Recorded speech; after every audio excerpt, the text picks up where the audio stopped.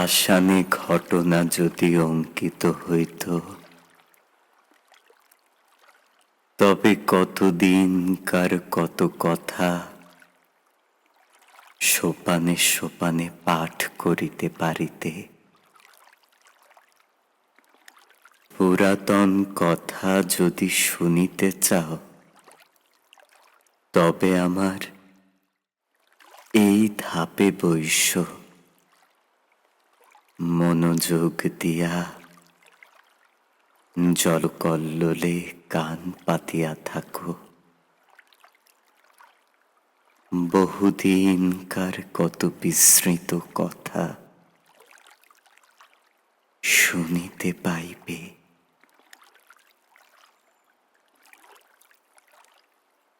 আমার আর এক দিনের কথা মনে পড়িতেছে, সেও ঠিক এইরূপ দিন। আশ্বিন মাস পড়িতে আর 2-4 দিন বাকি আছে। ভোরের বেলায় অতি ঈষৎ মধুর নবীন শীতের বাতাস নিদ্রোত্থিতের দেহে নূতন প্রাণ আনিয়া দিতেছে। তরু পল্লব অমনি একটু একটু শিহরিয়া উঠিতেছে। ভরা গঙ্গা আমার 4টি মাত্র ধাপ জলের উপরে জাগিয়া আছে। জলের সঙ্গে স্থলের সঙ্গে যেন গলাগলি। তীরে আম্রকাননের নিচে যেখানে কচুবন জন্মিয়াছে,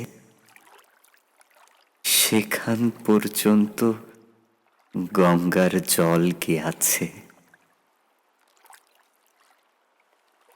নদীর ওই বাঁকের কাছে 3টে পুরাতন ইটের পাঁজা চারিদিকে জলের মধ্যে জাগিয়া রহিয়াছে।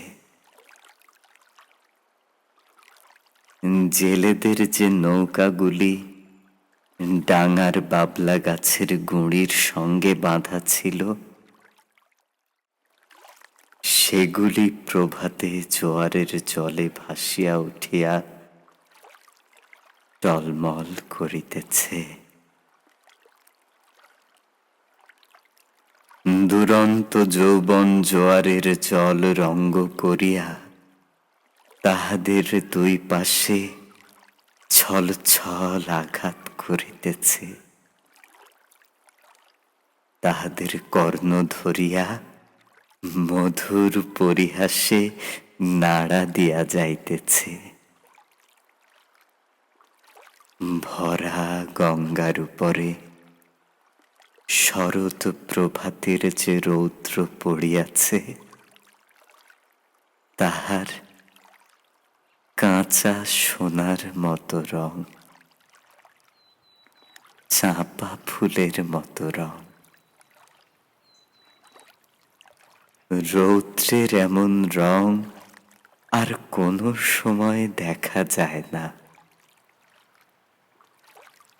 চড়ার উপরে কাশবনের উপরে রৌদ্র পড়িয়াছে। এখনো কাশফুল সব ফুটে নাই, ফুটিতে আরম্ভ করিয়াছে মাত্র। রাম রাম বলিয়া মাঝিরা নৌকা খুলিয়া দিল। পাখিরা যেমন আলোতে পাখা মেলিয়া আনন্দে নীল আকাশে উড়িয়াছে, ছোট ছোট নৌকাগুলি তেমনি ছোট ছোট পাল ফুলাইয়া সূর্য কিরণে বাহির হইয়াছে, তাহাদের পাখি বলিয়া মনে হয়। তাহারা রাজহাঁসের মতো জলে ভাসিতেছে, কিন্তু আনন্দে পাখা দুটি আকাশে ছড়াইয়া দিয়াছে। ভট্টাচার্য মহাশয় ঠিক নিয়মিত সময়ে কোষাকুষি লইয়া স্নান করিতে আসিয়াছেন। মেয়েরা দুই একজন করিয়া জল লইতে আসিয়াছে। সে বড় বেশি দিনের কথা নহে, তোমাদের অনেক দিন বলিয়া মনে হইতে পারে, কিন্তু আমার মনে হইতেছে এই সেদিনের কথা। আমার দিনগুলি কিনা গঙ্গার স্রোতের উপর খেলাইতে খেলাইতে ভাসিয়া যায়।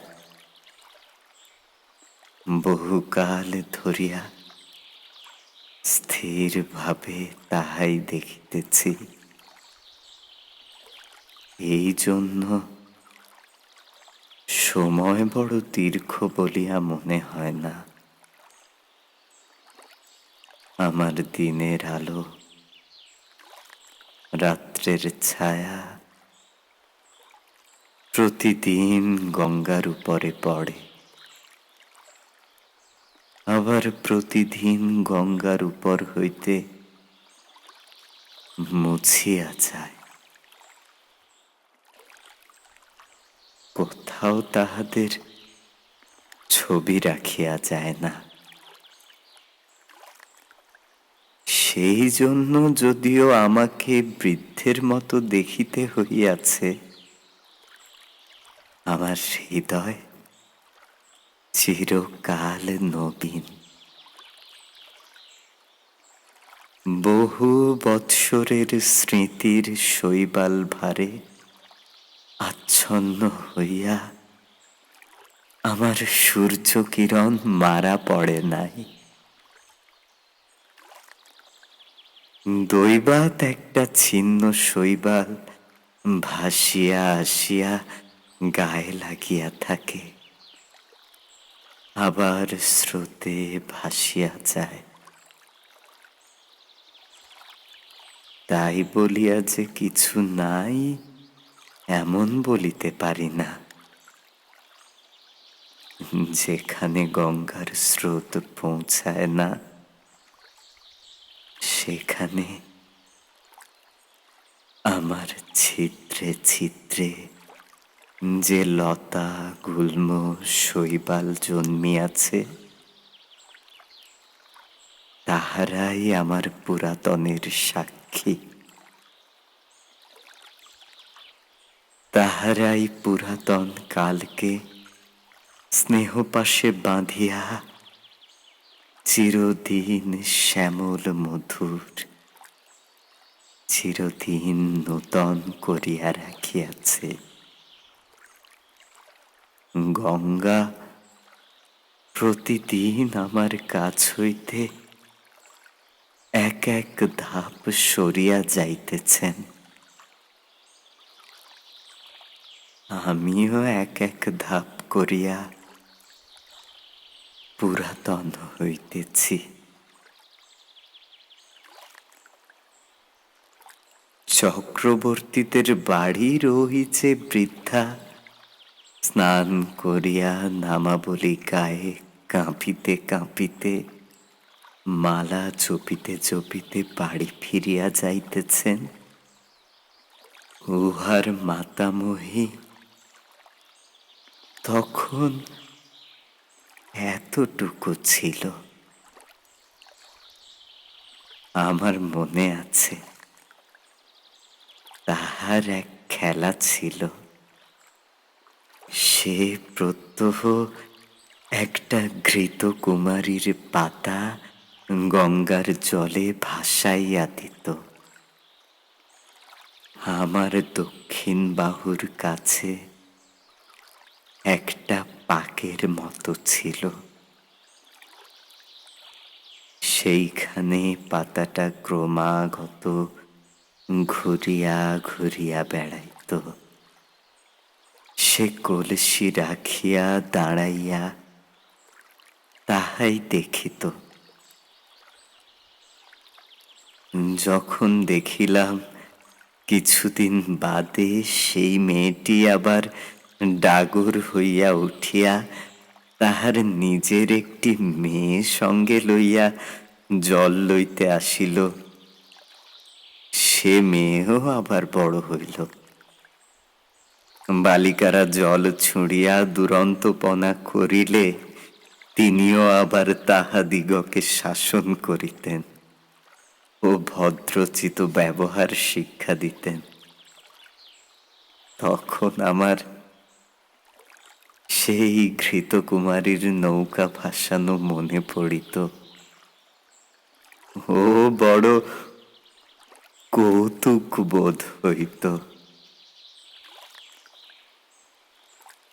যে কথাটা বলিব মনে করি সে আর আসে না। একটা কথা বলিতে বলিতে স্রোতে আর একটা কথা ভাসিয়া আসে। কথা আসে, কথা যায়, ধরিয়া রাখিতে পারি না।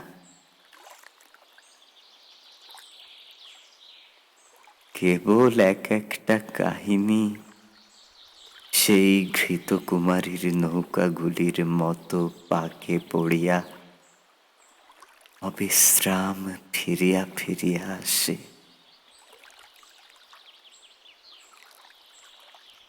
তেমনি একটা কাহিনী তাহার পসরা লইয়া আজ আমার কাছে ফিরিয়া ফিরিয়া বেড়াইতেছে। কখন ডোবে, কখন ডোবে। পাতা ঠুকুরি মতো সে অতি ছোট, তাহাতে বেশি কিছু নাই। দুটি খেলার ফুল আছে।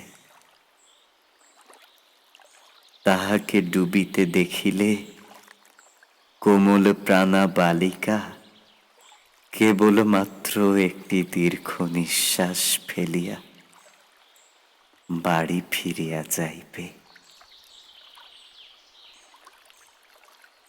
মন্দিরের পাশে যেখানে ওই গোসাইদের গোয়াল ঘরের বেড়া দেখিতেছ, ওইখানে একটা বাবলা গাছ ছিল। তাহারি তলায় সপ্তাহে একদিন করিয়া হাট বসিত। তখনও গোসাইরা এখানে বসতি করে নাই।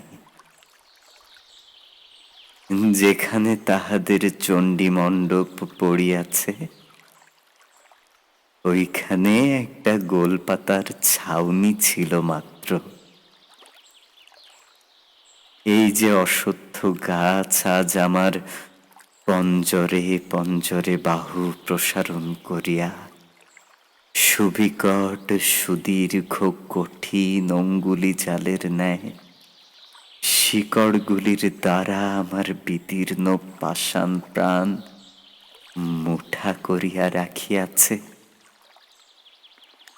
এ তখন এতটুকু একটুখানি চারা ছিল মাত্র। কচি কচি পাতাগুলি লইয়া মাথা তুলিয়া উঠিতেছিল। রৌদ্র উঠিলে ইহার পাতার ছায়াগুলি আমার উপর সমস্ত দিন ধরিয়া খেলা করিত। ইহার নবীন শিকড়গুলি শিশুর অঙ্গুলির ন্যায় আমার বুকের কাছে কিলবিল করিত। কেহ ইহার একটি পাতা ছিঁড়িলে আমার ব্যথা বাঁচিত। যদিও বয়স অনেক হইয়াছিল, তবু তখনও আমি সিধা ছিলাম। আজ যেমন মেরুদণ্ড ভাঙিয়া অষ্টাবক্রের মতো বাঁকিয়া চুরিয়া গিয়াছি, গভীর ত্রিবলী রেখার মতো সহস্র জায়গায় ফাটল ধরিয়াছে। আমার গর্ভের মধ্যে বিশ্বের ভেগ তাহাদের শীতকালের সুদীর্ঘ নিদ্রার আয়োজন করিতেছে। তখন আমার সে দশা ছিল না।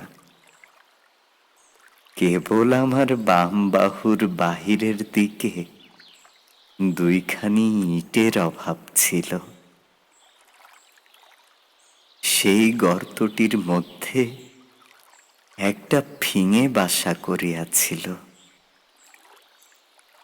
ভোরের বেলায় যখন সে উসুখুসু করিয়া জাগিয়া উঠিত, মৎস্যপুচ্ছের ন্যায় তাহার জোড়া পুচ্ছ দুই চারিবার দ্রুত নাচাইয়া শীষ দিয়া আকাশে উড়িয়া যাইত, তখন জানিতাম কুসুমের ঘাটে আসিবার সময় হইয়াছে। যে মেয়েটির কথা বলিতেছি, ঘাটের অন্যান্য মেয়েরা তাহাকে কুসুম বলিয়া ডাকিত। বোধ করি কুসুমই তাহার নাম হইবে। জলের উপরে যখন কুসুমের ছোট ছায়াটি পড়িত, তখন আমার সাধ জাগিত।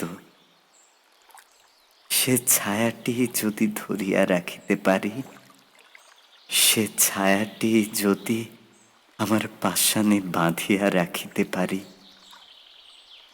এমনি তাহার একটি মাধুরী ছিল। সে যখন আমার পাষাণের উপর পা ফেলিত ও তাহার চার গাছি মল বাজিতে থাকিত, তখন আমার শৈবাল গুল্মগুলি যেন পুলকিত হইয়া উঠিত। কুসুম যে খুব বেশি খেলা করিত বা গল্প করিত বা হাসি তামাশা করিত, তাহা নহে। তথাপি আশ্চর্য এই, তাহার যত সঙ্গিনী এমন আর কাহারও নয়। যত দুরন্ত মেয়েদের তাহাকে না হইলে চলিত না। কেহ তাহাকে বলিত কুশি,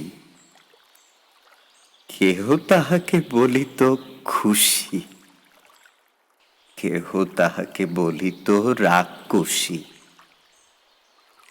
তাহার মা তাহাকে বলিত কুস্মি। যখন তখন দেখিতাম কুসুম জলের ধারে বসিয়া আছে। জলের সঙ্গে তাহার হৃদয়ের সঙ্গে বিশেষ যেন কি মিল ছিল। সে জল ভারী ভালোবাসিত। কিছুদিন পরে কুসুমকে আর দেখিতে পাই না।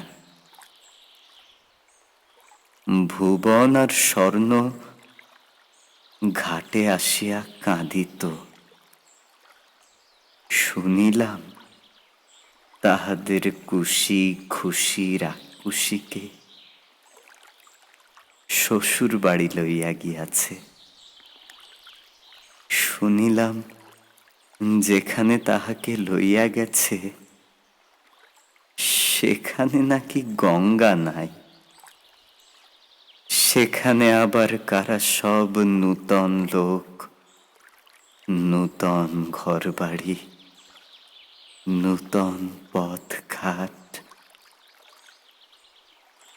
জলের পদ্মটিকে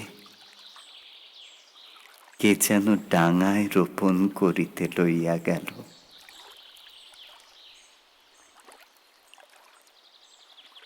ক্রমে কুসুমের কথা একরকম ভুলিয়া গেছি। 1 বৎসর হইয়া গেছে। ঘাটের মেয়েরা কুসুমের গল্প বড় করে না। একদিন সন্ধ্যার সময়ে বহুকালের পরিচিত পায়ের স্পর্শে সহসা যেন চমক লাগিল।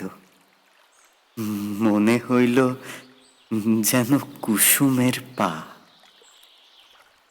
তাহাই বটে, কিন্তু সে পায়ে আর মল বাজিতেছে না। সে পায়ের সে সঙ্গীত নাই। কুসুমের পায়ের স্পর্শ ও মলের শব্দ চিরকাল একত্র অনুভব করিয়া আসিতেছি। আজ সহসা সেই মলের শব্দটি না শুনিতে পাইয়া সন্ধ্যাবেলাকার জলের কল্লোল কেমন বিষণ্ণ শুনাইতে লাগিল। আম্রবনের মধ্যে পাতা ঝরঝর করিয়া বাতাস কেমন হা হা করিয়া উঠিল। কুসুম বিধবা হইয়াছে। শুনিলাম তাহার স্বামী বিদেশে চাকরি করিত। 2-1 দিন ছাড়া স্বামীর সহিত সাক্ষাৎই হয় নাই। পত্রযোগে বৈধব্যের সংবাদ পাইয়া 8 বৎসর বয়সে মাথার সিঁদুর মুছিয়া গায়ের গহনা ফেলিয়া আবার তাহার দেশে সেই গঙ্গার ধারে ফিরিয়া আসিয়াছে। কিন্তু তাহার সঙ্গিনীদেরও বড় কেহ নাই। ভুবন, স্বর্ণ, অমলা শ্বশুর ঘর করিতে গিয়াছে। কেবল শরৎ আছে, কিন্তু শুনিতেছি অগ্রহায়ণ মাসে তাহারও বিবাহ হইয়া যাইবে। কুসুম নিতান্ত একলা পড়িয়াছে। কিন্তু সে যখন 2টি হাঁটুর উপর মাথা রাখিয়া চুপ করিয়া আমার ধাপে বসিয়া থাকিত, তখন আমার মনে হইত যেন নদীর ঢেউগুলি সবাই মিলিয়া হাত তুলিয়া তাহাকে কুশি খুশি রাক্ষুসী বলিয়া ডাকাডাকি করিত। বর্ষার আরম্ভে গঙ্গা যেমন প্রতিদিন দেখিতে দেখিতে ভরিয়া ওঠে, কুসুম তেমনি দেখিতে দেখিতে প্রতিদিন সৌন্দর্যে যৌবনে ভরিয়া উঠিতে লাগিল। কিন্তু তাহার মলিন বসন, করুণ মুখ ও শান্ত স্বভাবে তাহার যৌবনের উপর এমন একটি ছায়াময় আবরণ রচনা করিয়া দিয়াছিল যে সে যৌবন, সে বিকশিত রূপ সাধারণের চোখে পড়িত না। কুসুম যে বড় হইয়াছে এ যেন কেহ দেখিতে পাইত না। আমি তো পাইতাম না। আমি কুসুমকে সেই বালিকাটির চেয়ে বড় কখনো দেখি নাই। তাহার মল ছিল না বটে, কিন্তু সে যখন চলিত আমি সেই মলের শব্দ শুনিতে পাইতাম। এমনি করিয়া 10 বৎসর কখন কাটিয়া গেল গাঁয়ের লোকেরা কেহ যেন জানিতেই পারিল না। এই আজ যেমন দেখিতেছ,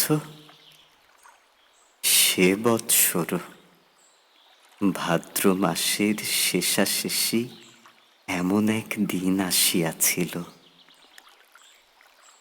তোমাদের প্রপিতামহীরা সেদিন সকালে উঠিয়া এমনিতর মধুর সূর্যের আলো দেখিতে পাইয়াছিলেন।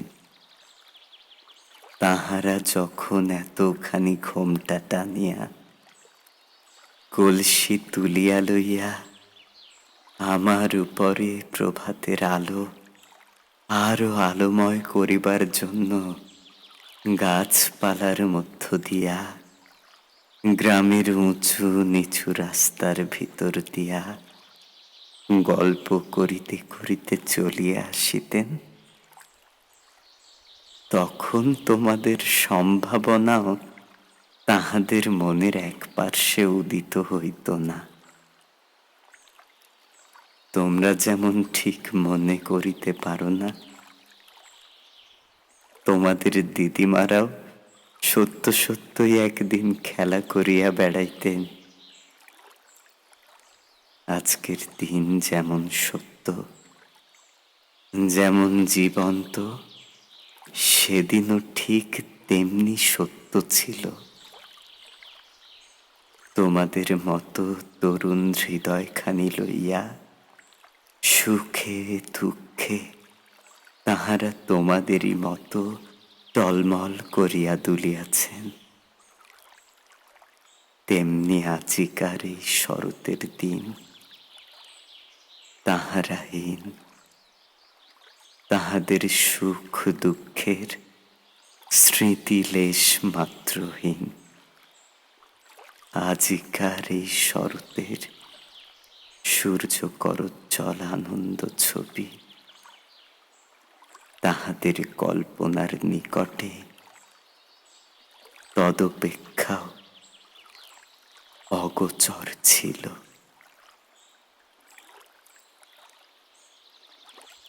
সেদিন ভোর হইতে প্রথম উত্তরের বাতাস অল্প অল্প করিয়া বহিতে আরম্ভ করিয়া ফুটন্ত বাবলা ফুলগুলি আমার উপরে একটা আধটা উড়াইয়া ফেলিতেছিল।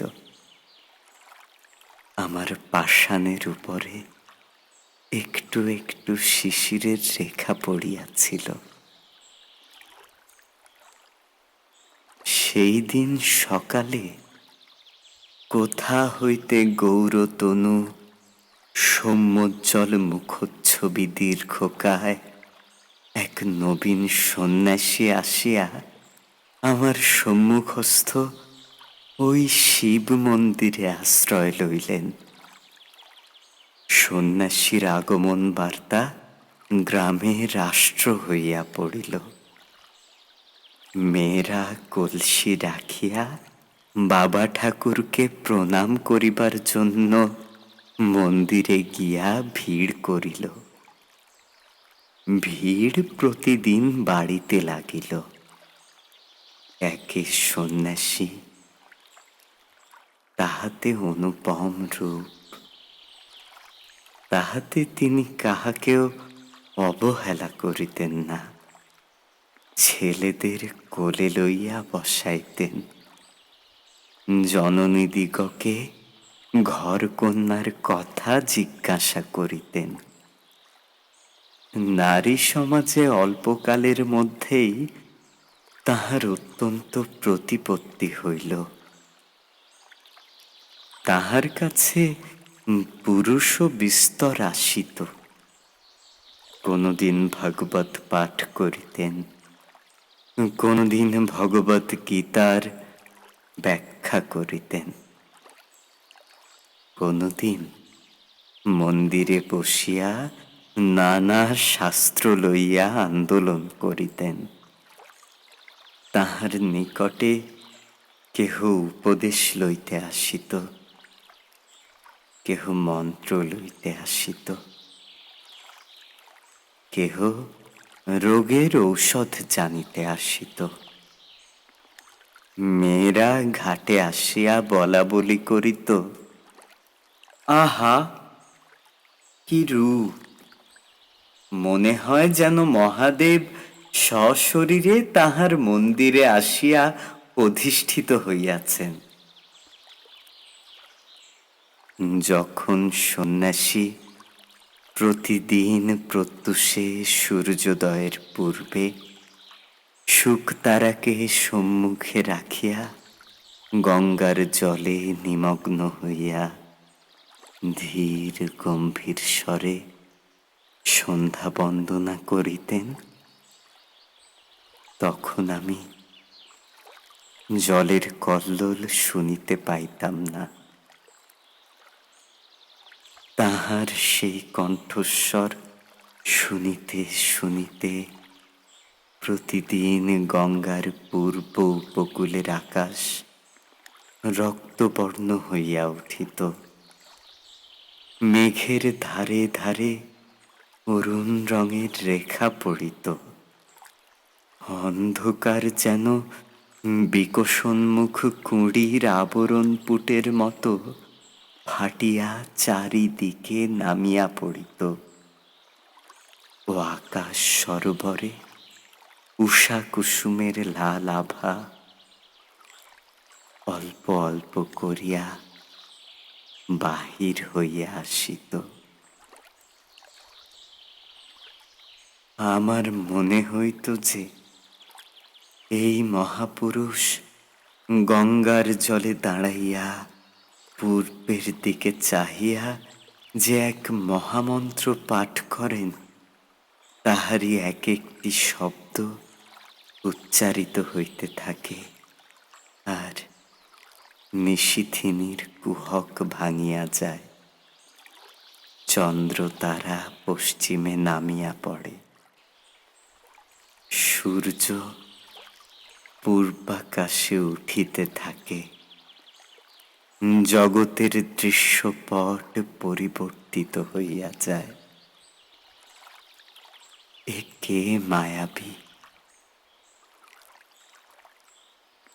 স্নান করিয়া যখন সন্ন্যাসী হোম শিখার ন্যায় তাহার দীর্ঘ শুভ্র পুণ্য তনু লইয়া জল হইতে উঠিতেন, তাহার জটাজুট হইতে জল ঝরিয়া পড়িত। তখন নবীন সূর্য কিরণ তাহার সর্বাঙ্গে পড়িয়া প্রতিফলিত হইতে থাকিত। এমন আরো কয়েক মাস কাটিয়া গেল। চৈত্র মাসে সূর্যগ্রহণের সময় বিস্তর লোক গঙ্গা স্নানে আসিল। বাবলা তলায় মস্ত হাট বসিল। এই উপলক্ষে সন্ন্যাসীকে দেখিবার জন্যেও লোক সমাগম হইল। যে গ্রামে কুসুমের শ্বশুর বাড়ি, সেখান হইতেও অনেকগুলি মেয়ে আসিয়াছিল। সকালে আমার ধাপে বসিয়া সন্ন্যাসী জপ করিতেছিলেন।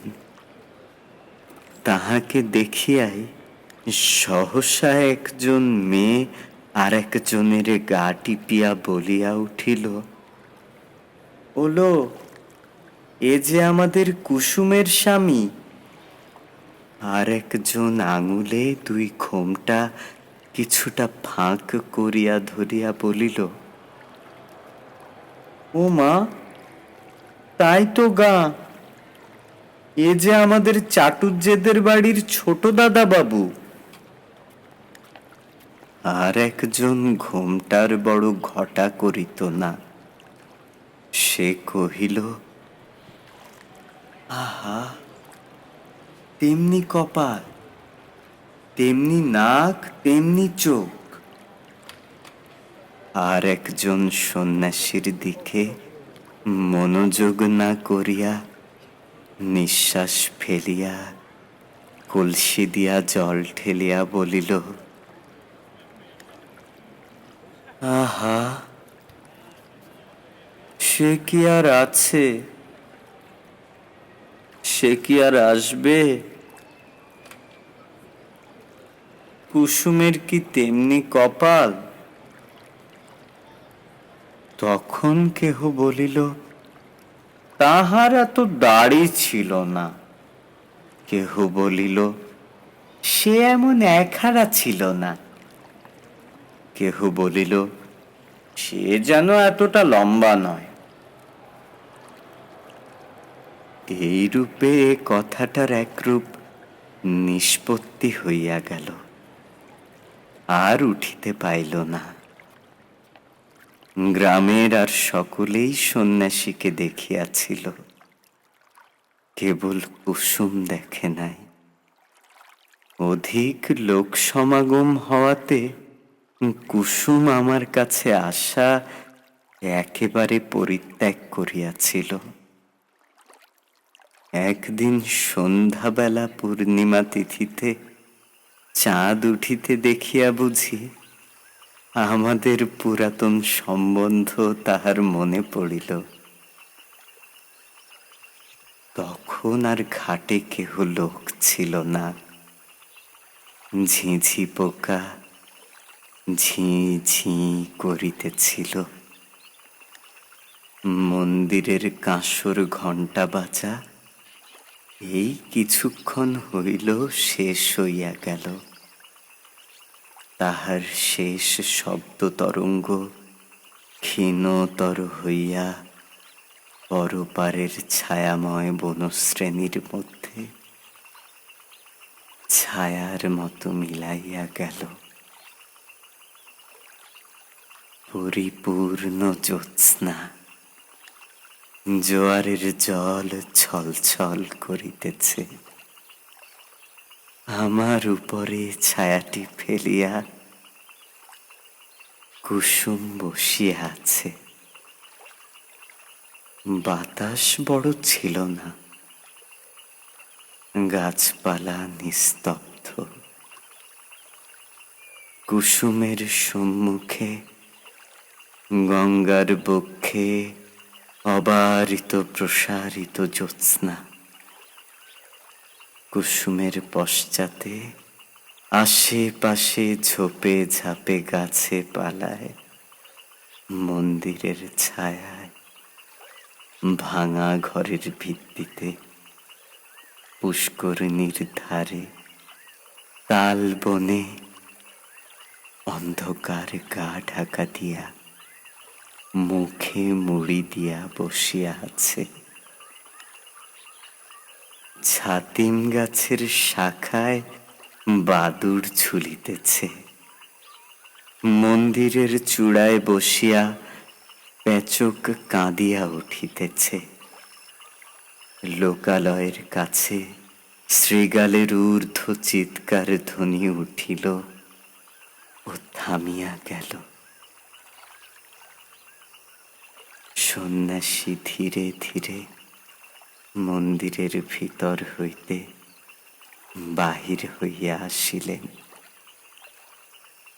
ঘাটে আসিয়া দুই এক সোপান নামিয়া একাকিনী রমণীকে দেখিয়া ফিরিয়া যাইবেন মনে করিতেছেন।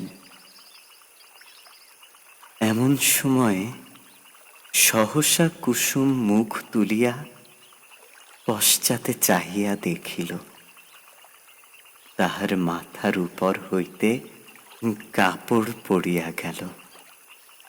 ঊর্ধ্বমুখ ফুটন্ত ফুলের উপরে যেমন জ্যোৎস্না পড়ে, মুখ তুলিতেই কুসুমের মুখের উপর তেমনি জ্যোৎস্না পড়িল। সেই মুহূর্তেই উভয়ের দেখা হইল, যেন চেনাশোনা হইল। মনে হইল যেন পূর্ব জন্মের পরিচয় ছিল। মাথার উপর দিয়া পেচককে ডাকিয়া চলিয়া গেল। শব্দে সচকিত হইয়া আত্মসংবরণ করিয়া কুসুম মাথার কাপড় তুলিয়া দিল। উঠিয়া সন্ন্যাসীর পায়ের কাছে লুটাইয়া প্রণাম করিল। সন্ন্যাসী আশীর্বাদ করিয়া তাহাকে জিজ্ঞাসা করিলেন, তোমার নাম কি? কুসুম কহিল, আমার নাম কুসুম। সে রাত্রে আর কোনো কথা হইল না। কুসুমের ঘর খুব কাছেই ছিল।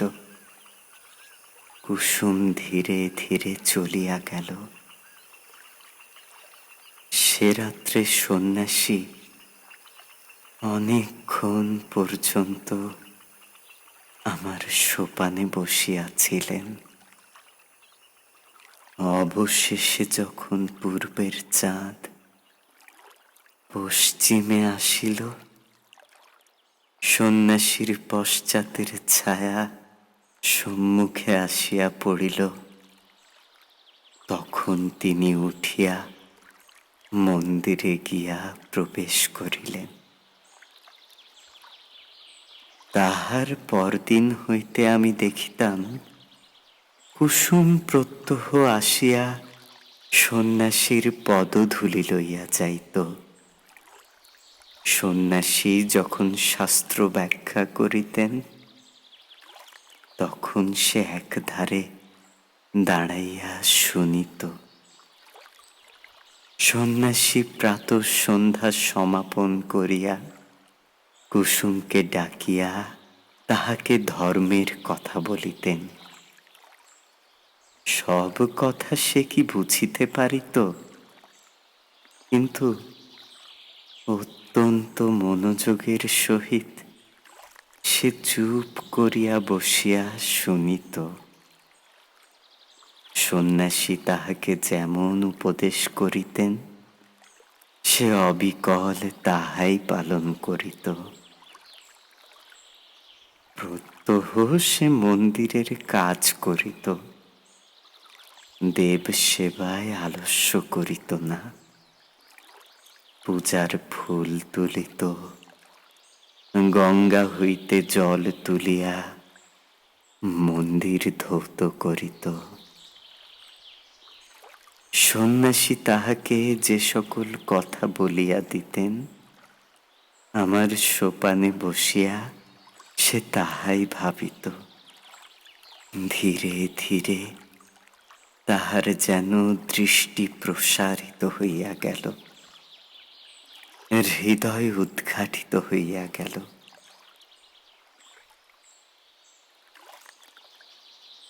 সে যাহা দেখে নাই তাহা দেখিতে লাগিল, যাহা শোনে নাই তাহা শুনিতে লাগিল। তাহার প্রশান্ত মুখে যে একটি ম্লান ছায়া ছিল, তাহা দূর হইয়া গেল। সে যখন ভক্তি ভরে প্রভাতে সন্ন্যাসীর পায়ের কাছে লুটাইয়া পড়িত, তখন তাহাকে দেবতার নিকটে উৎসর্গীকৃত শিশির ধৌত পূজার ফুলের মতো দেখাইত। একটি সুবিমল প্রফুল্লতা তাহার সর্বশরীর আলো করিয়া তুলিল। শীতকালের এই অবসান সময়ে শীতের বাতাস বয়, আবার এক এক দিন সন্ধ্যাবেলায় সহসা দক্ষিণ হইতে বসন্তের বাতাস দিতে থাকে। আকাশে হিমের ভাব একেবারে দূর হইয়া যায়। অনেক দিন পরে গ্রামের মধ্যে বাঁশি বাজিয়া ওঠে, গানের শব্দ শুনিতে পাওয়া যায়। মাঝিরা স্রোতে নৌকা ভাসাইয়া দাঁড় বন্ধ করিয়া শ্যামের গান গাহিতে থাকে। শাখা হইতে শাখান্তরে পাখিরা সহসা পরম উল্লাসে উত্তর প্রত্যুত্তর করিতে আরম্ভ করে। সময়টা এইরূপ আসিয়াছে। বসন্তের বাতাস লাগিয়া আমার পাষাণের হৃদয়ের মধ্যে অল্পে অল্পে যেন যৌবনের সঞ্চার হইতেছে। আমার প্রাণের ভিতরকার সেই নবযৌবনোচ্ছ্বাস আকর্ষণ করিয়াই যেন আমার লতা গুল্মগুলি দেখিতে দেখিতে ফুলে ফুলে একেবারে বিকশিত হইয়া উঠিতেছে। এ সময়ে কুসুমকে আর দেখিতে পাই না। কিছুদিন হইতে সে আর মন্দিরেও আসে না, ঘাটেও আসে না। সন্ন্যাসীর কাছে তাহাকে আর দেখা যায় না। ইতিমধ্যে কি হইল আমি কিছুই জানিতে পারি নাই। কিছুকাল পরে একদিন সন্ধ্যাবেলায় আমার এই সোপানে সন্ন্যাসীর সহিত কুসুমের সাক্ষাৎ হইল। কুসুম মুখ নত করিয়া কহিল, প্রভু, আমাকে কি ডাকিয়া পাঠাইয়াছেন? হ্যাঁ, তোমাকে দেখিতে পাই না কেন? আজকাল দেব সেবায় তোমার এত অবহেলা কেন? কুসুম চুপ করিয়া রহিল। আমার কাছে তোমার মনের কথা প্রকাশ করিয়া বলো। কুসুম ঈষৎ মুখ ফিরাইয়া কহিল, প্রভু, আমি পাপিয়সী, সেই জন্যই এই অবহেলা। সন্ন্যাসী অত্যন্ত স্নেহপূর্ণ স্বরে বলিলেন, কুসুম, তোমার হৃদয়ে অশান্তি উপস্থিত হইয়াছে, আমি তাহা বুঝিতে পারিয়াছি। কুসুম যেন চমকিয়া উঠিল। সে হয়তো মনে করিল সন্ন্যাসী কতটা না জানি বুঝিয়াছেন। তাহার চোখ অল্পে অল্পে জলে ভরিয়া আসিল। সে সেইখানে বসিয়া পড়িল, মুখে আঁচল ঢাকিয়া সোপানে সন্ন্যাসীর পায়ের কাছে বসিয়া কাঁদিতে লাগিল। সন্ন্যাসী কিছু দূরে সরিয়া গিয়া কহিলেন, তোমার অশান্তির কথা আমাকে সমস্ত ব্যক্ত করিয়া বলো, আমি তোমাকে শান্তির পথ দেখাইয়া দিব। কুসুম অটল ভক্তির স্বরে কহিল, কিন্তু মাঝে মাঝে থামিল, মাঝে মাঝে কথা বাঁধিয়া গেল। আপনি আদেশ করেন তো অবশ্য বলিব। তবে আমি ভালো করিয়া বলিতে পারিব না, কিন্তু আপনি বোধ করি মনে মনে সকলই জানিতেছেন। প্রভু, আমি একজনকে দেবতার মতো ভক্তি করিতাম। আমি তাহাকে পূজা করিতাম। সেই আনন্দে আমার হৃদয় পরিপূর্ণ হইয়াছিল। কিন্তু একদিন রাত্রে স্বপ্নে দেখিলাম যেন তিনি আমার হৃদয়ের স্বামী। কোথায় যেন একটি বকুল বনে বসিয়া তাহার বাম হস্তে আমার দক্ষিণ হস্ত লইয়া আমাকে আমাকে তিনি প্রেমের কথা বলিতেছেন। এ ঘটনা আমার কিছুই অসম্ভব, কিছুই আশ্চর্য মনে হইল না। স্বপ্ন ভাঙিয়া গেল, তবু স্বপ্নের ঘোর ভাঙিল না। তাহার পরদিন যখন তাহাকে দেখিলাম, আর পূর্বের মতো দেখিলাম না। মনে সেই স্বপ্নের ছবি উদয় হইতে লাগিল। ভয়ে দূরে পলাইলাম, কিন্তু সে ছবি আমার সঙ্গে সঙ্গে রহিল। সেই অবধি আমার হৃদয়ের অশান্তি দূর হয় না। আমার সমস্ত অন্ধকার হইয়া গেছে। যখন কুসুম অশ্রু মুছিয়া মুছিয়া এই কথাগুলি বলিতেছিল, তখন আমি অনুভব করিতেছিলাম সন্ন্যাসী সবলে তাহার দক্ষিণ পদতল দিয়া আমার পাষাণ চাপিয়াছিলেন।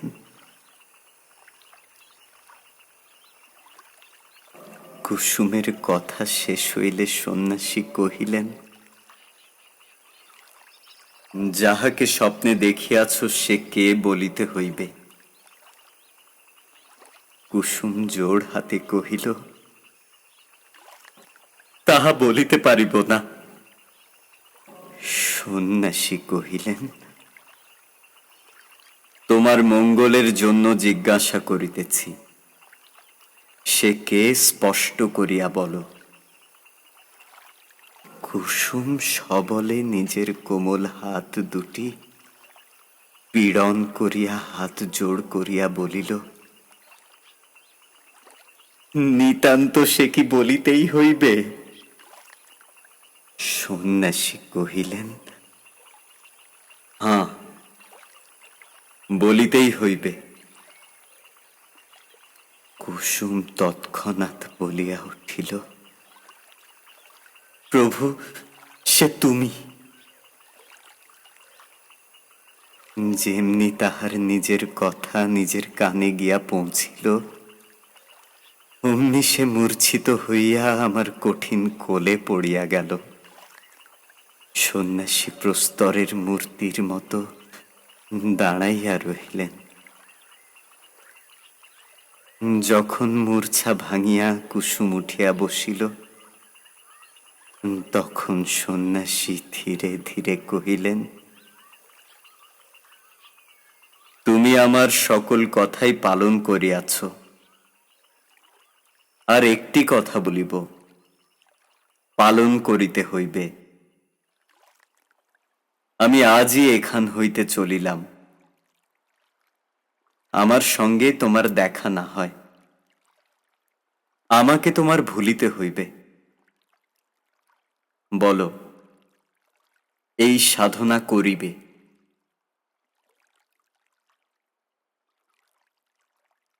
কুসুম উঠিয়া দাঁড়াইয়া সন্ন্যাসীর মুখের পানে চাহিয়া ধীর স্বরে কহিল, প্রভু, তাহাই হইবে। সন্ন্যাসী কহিলেন, তবে আমি চলিলাম। কুসুম আর কিছু না বলিয়া তাহাকে প্রণাম করিল, তাহার পায়ের ধুলা মাথায় তুলিয়া লইল। সন্ন্যাসী চলিয়া গেলেন। কুসুম কহিল, তিনি আদেশ করিয়া গিয়াছেন, তাহাকে ভুলিতে হইবে। বলিয়া ধীরে ধীরে গঙ্গার জলে নামিল। এতটুকু বেলা হইতে সেই জলের ধারে কাটাইয়াছে। শ্রান্তির সময় এ জল যদি হাত বাড়াইয়া তাহাকে কোলে করিয়া না লইবে, তবে আর কে লইবে? চাঁদ অস্ত গেল, রাত্রি ঘোর অন্ধকার হইল। জলের শব্দ শুনিতে পাইলাম, আর কিছু বুঝিতে পারিলাম না। অন্ধকারে বাতাস হু হু করিতে লাগিল। পাছে তিল মাত্র কিছু দেখা যায় বলিয়া সে যেন ফুঁ দিয়া আকাশের তারাগুলিকে নিবাইয়া দিতে চায়। আমার কোলে যে খেলা করিত, সে আজ তাহার খেলা সমাপন করিয়া আমার কোল হইতে কোথায় সরিয়া গেল জানিতে পারিলাম না।